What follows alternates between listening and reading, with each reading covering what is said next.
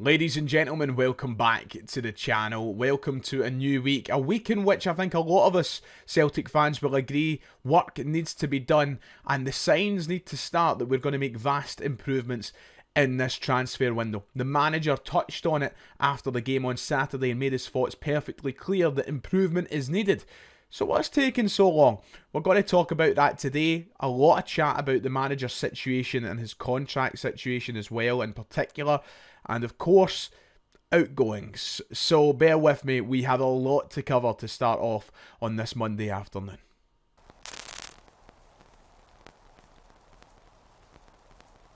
Hello and welcome yourself in. If you haven't already, please make sure to hit like and subscribe. We're very close to 51,000 subscribers. We'll be here all week, in which will hopefully be a busy week for the club as the transfer window rages on.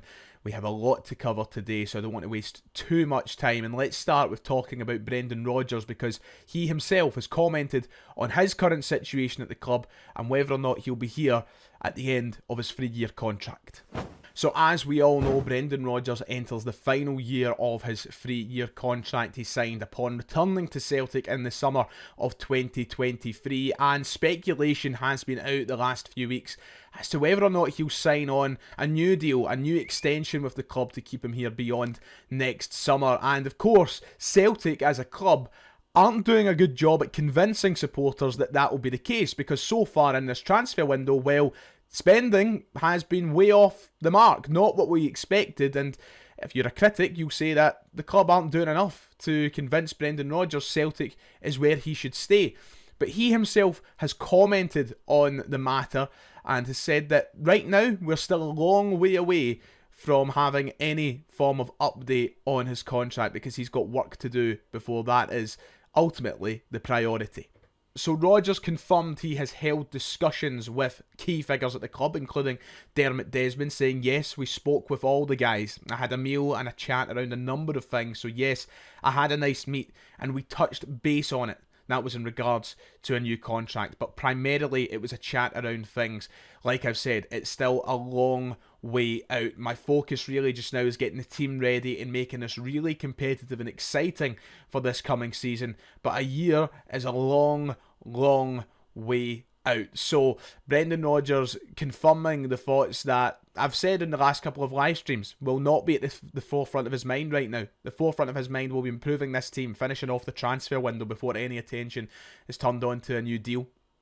He has confirmed that. He said that it's still a long way to go, and I think that Celtic fans are just going to have to be patient and continue the speculation until we get some form of significant update, which won't be anytime soon. And that's something that you're just going to have to deal with, I'm afraid. And I know a lot of people will be keen to speculate and conspire about what Brendan Rodgers' next move is. You know, you'll go on the forums or on podcasts and you'll hear different versions of different stories. Folk will claim they've heard he's off, that he's eyed up another job. At the end of the day, the only man that knows his next step is Brendan Rodgers. That's it. Nobody else will know. And there's no point in getting dragged into any of these discussions or theories, because nobody has a real idea of what Brendan Rodgers' next move is. Now, as Brendan Rodgers fanboy number one and leader of the Brendan Rodgers fan club, of course I am hoping and praying that he signs a new deal, but I think there's other priorities to go through these next couple of months, and that is signing players for this team, and Rodgers is a big part of that. So this is something that we have plenty of time to discuss as a club over the next few months when the window shuts. And that's something that I'm sure will be top of the agenda once the deadline passes. But for now, only Brendan knows. And there's no point in getting carried away with conspiracy theories or whatnot as to what's next, because, well, there's just no point. He was also keen to acknowledge it won't affect Celtic's season. He went on to say that it won't impact Celtic's season at all. I think that I have to earn my place here at Celtic, and that's what I felt when I came back, and it's no different now. It wouldn't matter to me if it was 1 year, 1 week or 10 years. I'd be super motivated to progress the team and keep us moving forward. So Brendan Rodgers essentially saying he wants to progress this team more before he makes that decision. He wants to see the progress before signing up that deal, before he feels like he's earned that deal.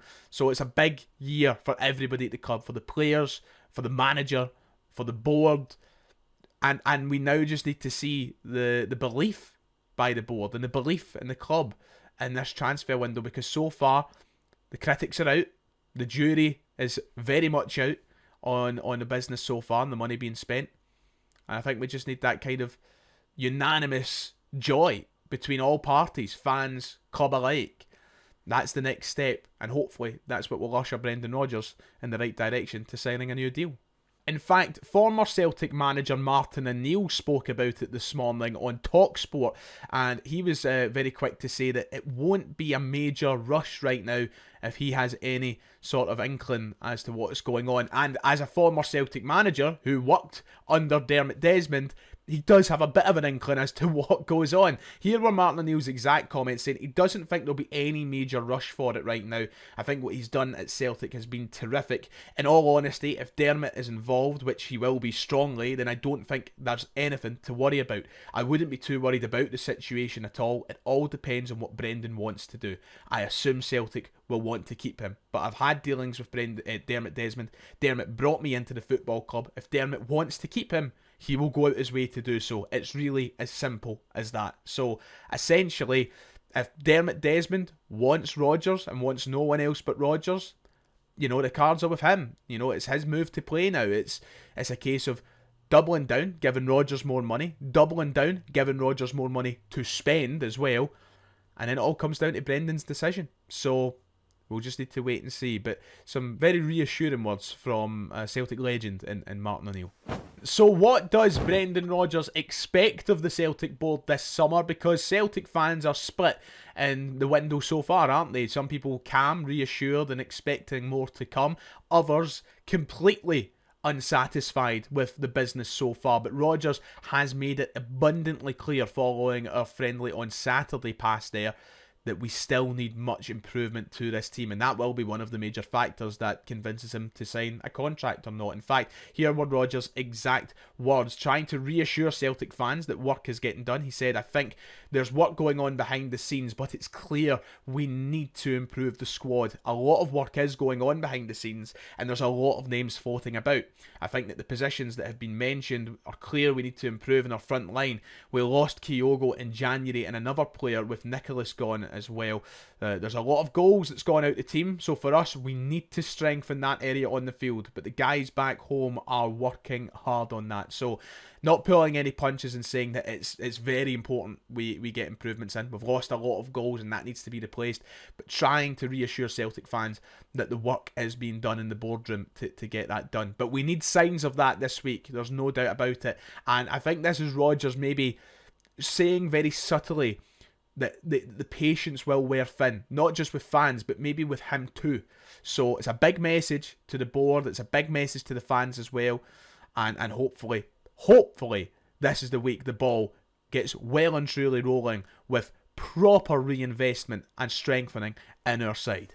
So enough talk about Brendan Rodgers, his contract and our incomings. Let's quickly rattle through a couple of outgoings or potential outgoings at the club, because reports last night from Sky Sports have linked 2 wingers with moves away from the club and potentially 2 wingers we expected to leave the club anyway. We'll start with Yang, who has been touted with a move down south to Norwich City. Anthony Joseph of Sky Sports reported last night that Norwich City have expressed their interest in Celtic winger Yang. It's understood that the South Korea international has signalled his intention to explore a move amid interest in England and in Europe. Celtic have yet to decide on whether to let him go, and this is obviously off the back of that reported interest from Legia Warsaw as well in Poland. That came about a couple of weeks ago.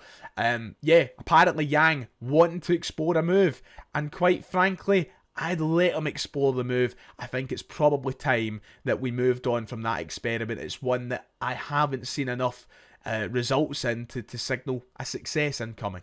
I think there's promise in Yang. We've seen glimpses of what he can do. That run of form he went through at the start of the calendar year was really, really good, but it dipped again, and honestly I just don't know if the player is good enough. I don't know if the player in him is good enough to be a Celtic consistent starter or anything along those lines. So maybe a loan move would be smarter to allow him to go out and play consistent football, and then we can bring him back and evaluate. But if he wants to explore the move, I would let him explore the move. We'll see if this goes anywhere in the next week or so, but we do know there are a number of clubs interested.